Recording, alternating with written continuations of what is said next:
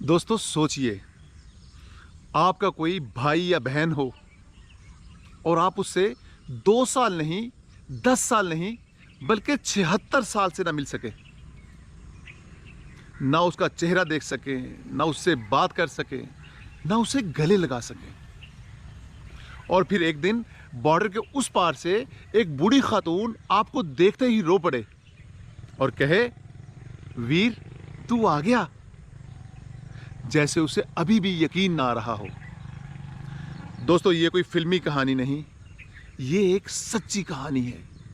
एक ऐसी कहानी जिसमें गन्ने के खेत में छुपे हुए बच्चे हैं, हिजरत के दौरान बहने वाला खून है और एक सरदार साहब की मोहब्बत है। और फिर 2023 में 76 साल बाद होने वाली एक ऐसी मुलाकात है जिसे सुनकर आपकी आंखें भी नम हो जाएं। दोस्तों मैं हूं मुख्तार अहमद, प्यारे शहर गुजरांवाला से।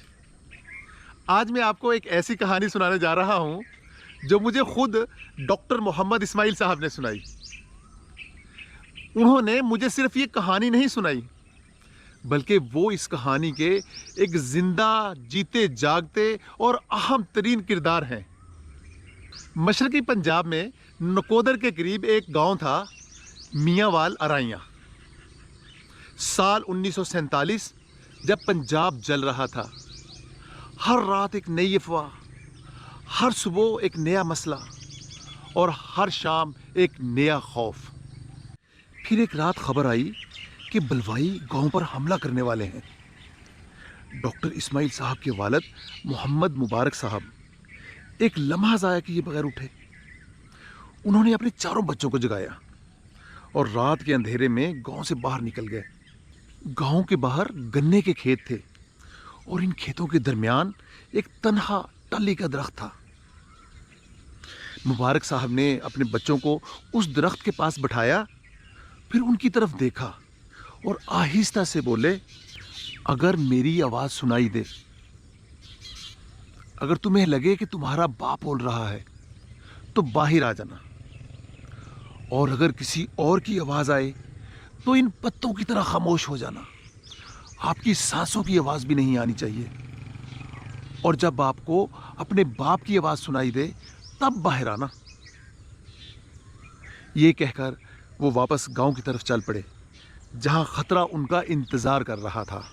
दोस्तों उस अंधेरी रात में वो 4 बच्चे तन्हा एक दरख्त के नीचे बैठे रहे।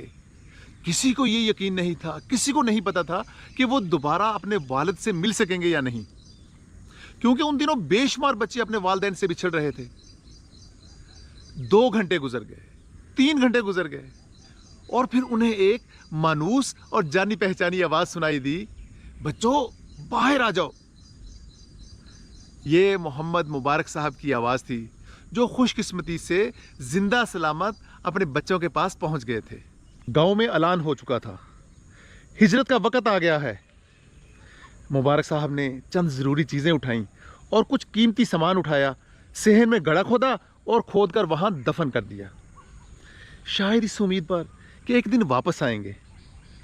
लेकिन दोस्तों बाज़ घर सिर्फ यादों में वापस मिलते हैं। काफिला रवाना हुआ। पहला पड़ाव शाहकोट, 2 रातें वहाँ गुजारी। फिर नकोदर रेफ्यूजी कैंप, जहाँ हज़ारों मुहाजिर थे, खौफ था, भूख थी, और फिर इससे बढ़ के हैज़े की वबा फैल रही थी। दोस्तों अब जो होने वाला था वो उन कहानियों से बिल्कुल मुख्तलिफ था जो तकसीम के बारे में हमने सुन रखी थी। जब हर तरफ खौफ व हरास था, हर कोई एक दूसरे को दुश्मन समझ रहा था, तब एक शख्स अपनी जान खतरे में डाल के अपने दोस्त को ढूंढने के लिए निकला। दोस्तों एक दिन कैंप में पैगाम आया कि मोहम्मद मुबारक को बाहर भेजो, एक सरदार साहब उनका इंतजार कर रहे हैं, वो यहां से 1 फरलांग दूर खड़े हैं। दोस्तों कैंप में कोहराम मच गया। बाहर मत जाना, हालात ठीक नहीं है, अब कोई किसी का दोस्त नहीं है, किसी से भी जान को खतरा हो सकता है। मुबारक साहब ने एक लम्हा सोचा और फिर अपने नन्हे इस्माइल की उंगली पकड़ी और कैंप से बाहर निकल गए। मुबारक साहब कैंप से बाहर पहुंचे, जहां 2 सरदार खड़े थे। दोनों के हाथों में तलवारें थी। मुबारक साहब ने उनको देखा और कहा कि अंदर कैंप में लोग कहते हैं कि अब कोई किसी का दोस्त नहीं रहा। सरदार बिशन सिंह जी ने यह सुना तो दोनों तलवारें जमीन पे फेंक दी और अपने बाजू फैला के नन्हे इस्माइल को अपनी आगोश में ले लिया, उसका माथा चूमा, उसको प्यार किया और फिर मुबारक साहब को अपने गले लगाया। फिर सरदार साहब ने अपना झोला खोला और कहा कि यार मुबारक, मैनू पता है कैंप के अंदर हैजे दी वबा फुटी हुई है, लोग सख्त तकलीफ विच ने, बड़े मसले ने, पर दोस्ता तू यह भी जानना है कि साडी रिवायत है कि असी धीआं दे घरों कदी कुछ नहीं लिया, पर अज मैं उस रिवायत नू तोड़ के तुहाडे लई अपनी धी दे घर जिहड़ा निंबू दा बूटा लग्या होया है उहदे तो तोड़ के इन्ने सारे निंबू लैके आया ताकि मेरे भतीजे इस बीमारी तो बच सकन। कैंप दे लोग अपनी बीमारी तो बचाओ वास्ते इन्हां निंबुआं तो फायदा उठा लैन। दोस्तों, एक तरफ पंजाब जल रहा था और दूसरी तरफ एक शख्स अपनी रवायत को तोड़ के अपनी बेटी के घर से लेमू लेके आया था ताकि उसके दोस्त के बच्चों के काम आ जाए। दोस्तों, यही वो मोहब्बत थी जिसे तकसीम भी तकसीम ना कर सकी। सरदार साहब ने वादा किया कि 2 दिन बाद मैं फिर आऊँगा राशन लेकर, और दोस्तों सरदार साहब 2 दिन बाद आए, लेकिन उस वक़्त तक उनके दोस्त का काफ़िला आगे मूव कर चुका था। उन्होंने वो राशन उस वक़्त कैंप में जो लोग मौजूद थे उनमें तकसीम कर दिया और उसके बाद फिर कभी वो अपने दोस्त से ना मिल सके। साल गुजर गए, दहाइयाँ बीत गईं। पाकिस्तान आने के बाद कुछ साल तक बिशन सिंह जी के खतूत आते रहे और मुबारक साहब उन ख़तों का जवाब देते रहे और फिर अचानक ये सिलसिला टूट गया। मुबारक साहब अल्लाह को प्यारे हो गए। सरदार बिशन सिंह जी भी 1957 में परलोक सधार गए। मुबारक साहब आखिरी उम्र तक सरदार बिशन सिंह जी को याद करते रहे, उनको याद कर करके आंसू बहाते रहे, लेकिन उन्हें ये मालूम नहीं था कि उनकी ये अधूरी दोस्ती 76 साल बाद 2023 में उनके बच्चों के ज़रिए दोबारा से ज़िंदा होने वाली है। दोस्तों, आज 76 साल बाद उस अधूरी कहानी को 2023 में दोबारा लिखा जा रहा था। डॉक्टर इस्माइल साहब जवान हो गए, वालिद साहब वफात पा गए, लेकिन डॉक्टर साहब की यादों में एक नाम हमेशा ज़िंदा रहा, वो हमेशा उनको याद करते रहे। वो नाम था सरदार बिशन सिंह जी। फिर एक दिन डॉक्टर इस्माइल साहब ने एक सोशल मीडिया प्लेटफॉर्म को इंटरव्यू दिया जिसमें उन्होंने नकोदर के कैंप का जिक्र किया, सरदार बिशन सिंह जी का जिक्र किया और PB model high school Shahkot का ख़ास तौर पे नाम लिया। ये प्रोग्राम दुनिया में हर जगह देखा गया।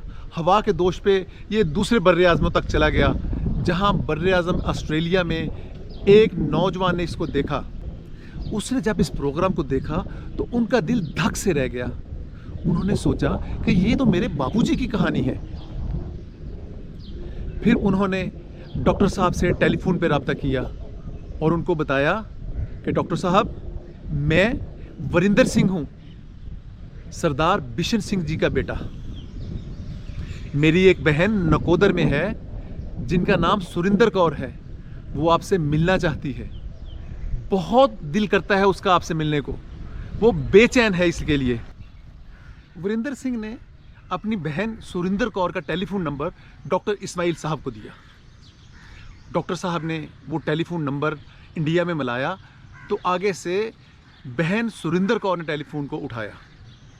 जब डॉक्टर साहब ने उनको अपने बारे में बताया तो वो बहन ज़ारो कतार रोने लग पड़ी।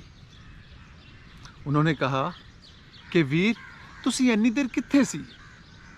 बापू जी हमेशा तुहानू याद करते रहे, तुहाडे वालिद साहब मुबारक साहब नू याद कर करके रोंदे रहे।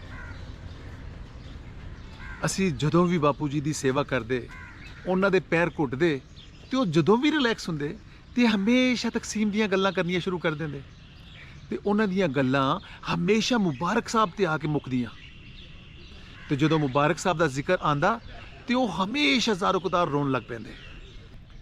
दोस्तों, दो बूढ़े एक हिंदुस्तान से और एक पाकिस्तान से। दोनों टेलीफोन पे रो रहे थे। दोनों ने एक दूसरे को देखा नहीं था, लेकिन दोनों का दुख एक ही था, जुदाई का दुख, विछोड़े का दुख, हिजर का दुख।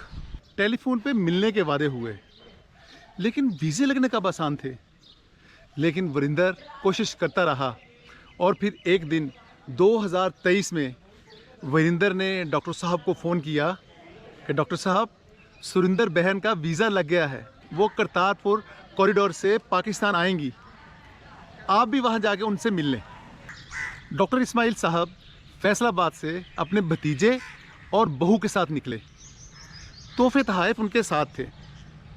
रास्ते में थोड़ी देर हो गई और वो जूं ही गुरुद्वारा साहब करतारपुर पहुँचे, वो अंदर दाखिल हुए तो बरामदे में एक बूढ़ी औरत व्हील चेयर के ऊपर बैठी उनका इंतज़ार कर रही थी।